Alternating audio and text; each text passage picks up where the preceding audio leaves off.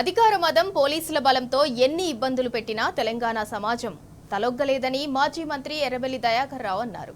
ఎన్ని ప్రలోభాలకు గురిచేసినా తట్టుకొని నిలబడి విజయం సాధించిన బీఆర్ఎస్ బలపరిచిన సర్పంచుల పోరాట పటిమ అద్భుతమని ప్రశంసించారు. కాంగ్రెస్ సర్పంచ్ ఎన్నికలలో 38% పడిపోవటానికి దేశానికి నిదర్శనమని ఎర్రబెల్లి నిలదీశారు. మేజర్ గ్రామాలన్నీ బీఆర్ఎస్ వైపే ఉన్నాయని ఈ ఎన్నికలు నిరూపించాయన్నారు. ప్రజల పక్షాన ఎప్పటికప్పుడు పోరాటం చేస్తూ బీఆర్ఎస్ మంచి ఆదరణ పొంది రాబోయే ఎంపీటీసీ, జెడ్పీటీసీ ఎన్నికలలో ముందంజలో ఉండటం ఖాయమని ఎర్రబెల్లి ధీమా వ్యక్తం చేశారు. మహబూబాబాద్ జిల్లా పెద్దవంగర, తొర్రూరు మండలాల్లో బీఆర్ఎస్ మద్దతుతో విజయం సాధించిన నూతన సర్పంచులను శాలువాతో సత్కరించారు.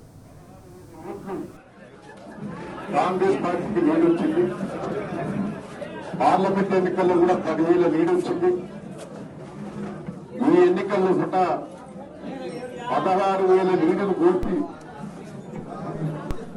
బీఆర్ఎస్ బలపరిచిన సర్పంచులు 2,138 మెజార్టీ తీసుకొచ్చిన తొర్రూరు మండలంలో ప్రజలందరికీ మీ ద్వారా కృతజ్ఞతలు, ధన్యవాదాలు తెలియజేస్తున్నాం. అదే తీరుగా 43% బీఆర్ఎస్ వచ్చింది. 38% కాంగ్రెస్ పార్టీకి వచ్చింది.